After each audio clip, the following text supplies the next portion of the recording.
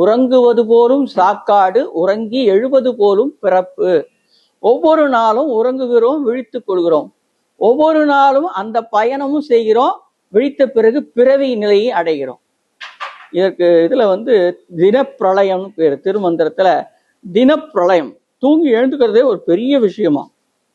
அப்ப தூக்கம் சரியா இருக்கா? டாக்டர் கிட்ட போனீங்கன்னா 2 கேட்பாரு. நல்லா தூங்குனீங்களா? ராத்திரி என்ன சாப்பிட்டீங்கன்னு. தகராறே அங்கதான் இருக்குது. ராத்திரி என்ன சாப்பிட்டீங்களோ அதுதான் உங்களுக்கு பிரச்சனை. ராத்திரி சரியா தூங்கலைன்னா அதனாலதான் அவங்க என்ன பண்ற, கண்களை பார்ப்பாங்க. இந்த நோய்க்கு அறிகுறியா இருப்பது கண்களும் இந்த நாக்கும் தான். இந்த நாக்குல 16 வகையான நிறங்கள் இருக்கு. இந்த நிறங்களை வைத்து என்ன நோய் என்று கண்டுபிடிச்சிருவாங்க. கண்களை வைத்து என்ன நோயின்னு கண்டுபிடிச்சிருவாங்க. அதுக்கப்புறம் தான் ஸ்டெதஸ்கோப்லாம் வைப்பாங்க. ஏன் இங்க வைக்கிறாங்கன்னு கேட்டாரு ஒருத்தர். சார், ஏன் சார் டாக்டர் எடுத்த உடனே இங்க வைக்கிறாரு? இங்கதான் ஏன் பணம் வைக்கிற? உங்கள்கிட்ட இருக்குதா இல்லையான்னு பாத்துக்கிறாரு அவரு.